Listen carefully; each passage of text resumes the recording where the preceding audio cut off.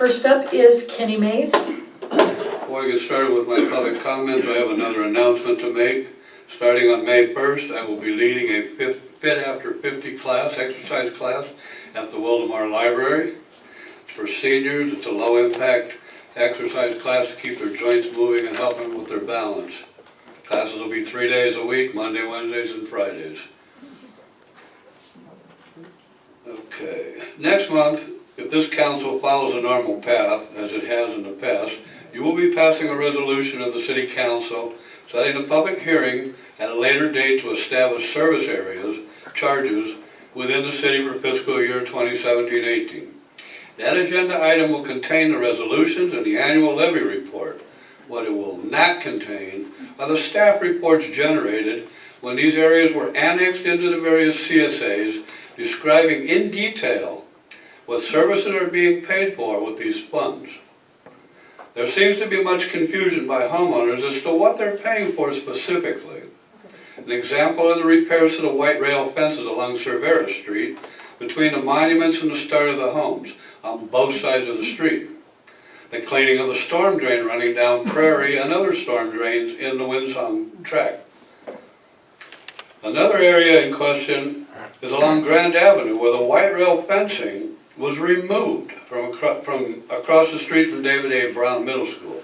And yet the residents are still paying the full price for landscaping. The white rail fencing was a part of that landscaping. The same goes for the maintenance of the multi-use trail above Windstone Ranch. When these developments were annexed into their CSAs, these documents, the staff reports, existed. Where are they today? The people have a right to know what they're paying for exactly. Thank you. Next speaker is Joseph Morabito. Good evening, Council. Congratulations on getting the VLF funds back. Oh wait, it's a little too soon? Yeah. I guess there's a couple more hurdles, but... Well, on the wish list of things, I'm sure you have like 10 different things for every dollar that you can spend, or you know, something like that. But on that, live streaming of all the meetings that get recorded normally in this room would be a great thing to have on there. It's not like that's a big cost. You can pretty much use a cell phone to videotape it, if nothing else. But I'm sure we could get something a little better than that. Anyway. Also, I'd like to see some official social media presence. I mean, a city should have that kind of stuff, interactive on some level. Local cities have that, or neighboring. And on the last one, which I don't know why it would cost us money, but I'd like to see a sheriff's report that's akin to the fire department update, other than tonight. You know, usually we get that, the stats, how many calls, how many, you know, this call, that call, how many, whatever. So I'd love to see how that is. And if for some reason that can't be had, I'd love to have an explanation of that. Thanks. Thank you. Next speaker is Ms. Miller.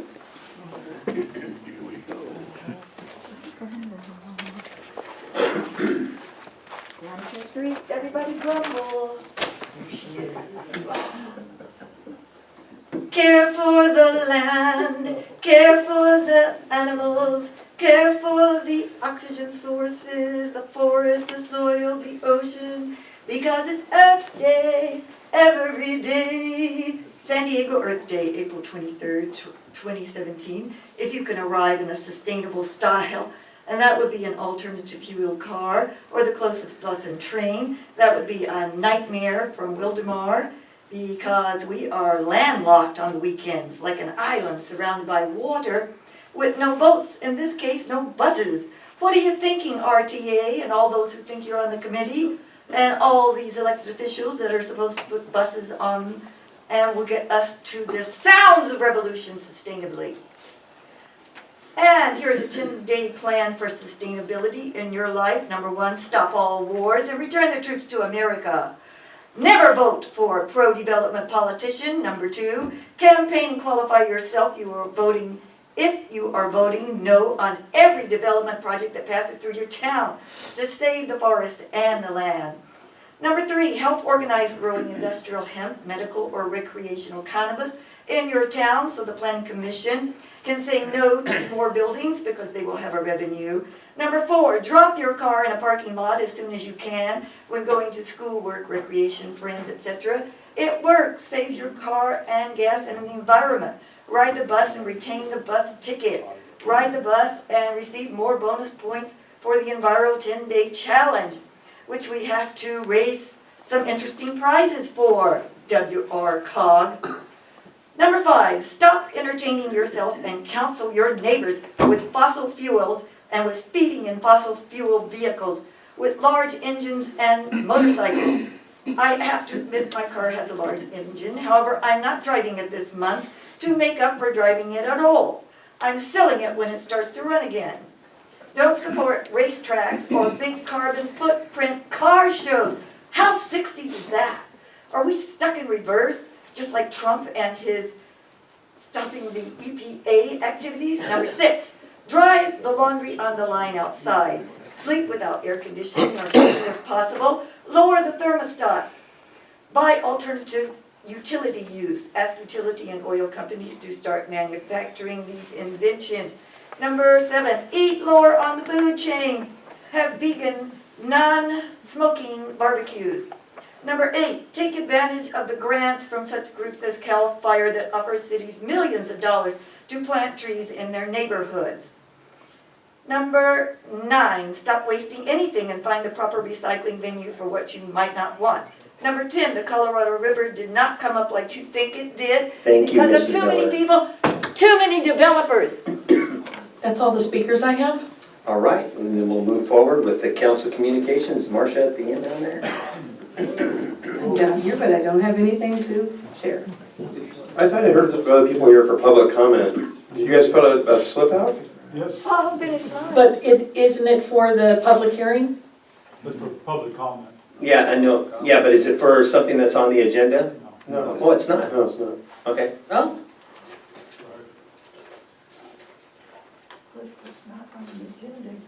are you Tim? Yes, Okay.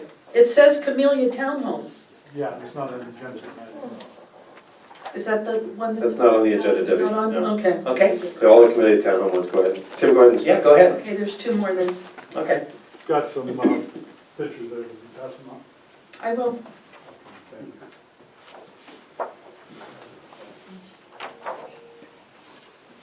Sorry about the unprofessionalism of the pictures.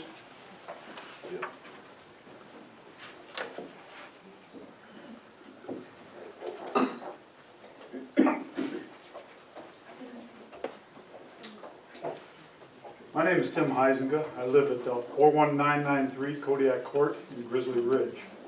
I'd like to talk tonight about the Camellia Townhome project coming up on your agenda in the next couple of months. First, I want to thank you for giving me the opportunity to talk to you without the developer chiming in on how great this project is going to be. We are your neighbors directly to the south at the entry to your beautiful rural community. When I purchased my home, I checked the zoning in this property and was very pleased to see it was RR, or single family homes. We all expected that someday backyards to backyard homes would be built on this property, and we have no problem with that. Condos do not conform with the surrounding neighborhoods, not even close. Picture 1, these are 27-foot tall buildings, 20 feet off my back fence. That's 3.5 arm lengths. I'm 6 foot. That's 3 of these and 2 feet. That's 20 feet of my back fence. They're 3.5 arm lengths. The foundations are 1 to 2 feet above the top of my fence. Picture number 2. This is my backyard. For my family room, it's 110 feet to the back fence. It's 80 feet to the pool and 60 feet to my backyard, outside kitchen and bar. Picture number 3. If you take that same distance of my back door to the fence, 110 feet, and lay it on this map, it engulfs 10 condo units. In other words, there are 10 units closer to my back fence than my family room door. There's 6 units that are closer to my pool than I am. This is what it's going to look like out my bedroom window. I'm trying to show the people behind us. Bedroom window and my bedroom door. Picture 5 and 6 is to the south and to the north of what it looks like for my pool looking south and north. I have a grandson that lives with me full-time. I also have a granddaughter that stays with us almost every weekend, holidays, and all summer. She lives in a situation similar to these condos, where there isn't a front yard, there isn't a backyard. Her and her little friends love to come over to my house, camp in my backyard, and play in my pool all day long. Hopefully you can see why myself and all my neighbors are very concerned about this privacy, safety, security, and the major loss of property value. When these property values of this affected 15 homes crashes, it will drag the comps and the values down for our entire community. In conclusion, the only thing that makes sense is to keep this property zone RR, not let it change to medium or high density residency. And remember, this is the first thing people see when they're entering your beautiful rural community from the south. Thank you very much for your time. Appreciate it. We have another speaker. Mr. Pete Kee.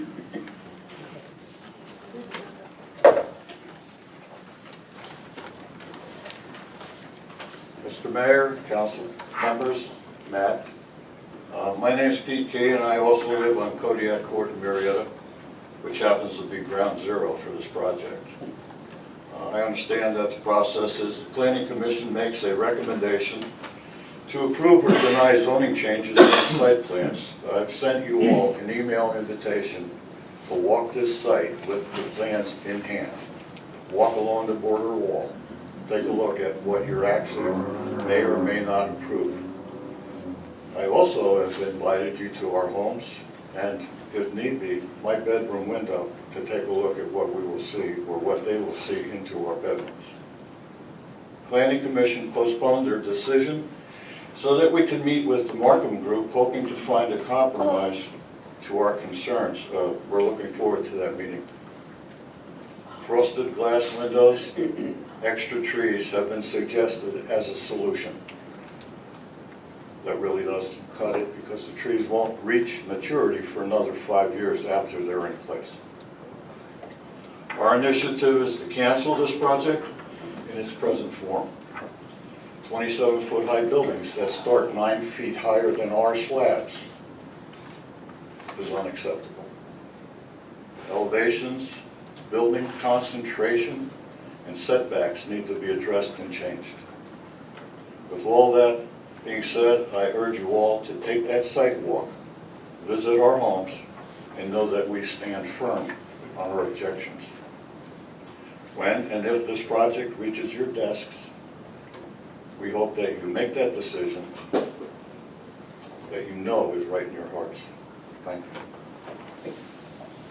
That's all the speakers I have.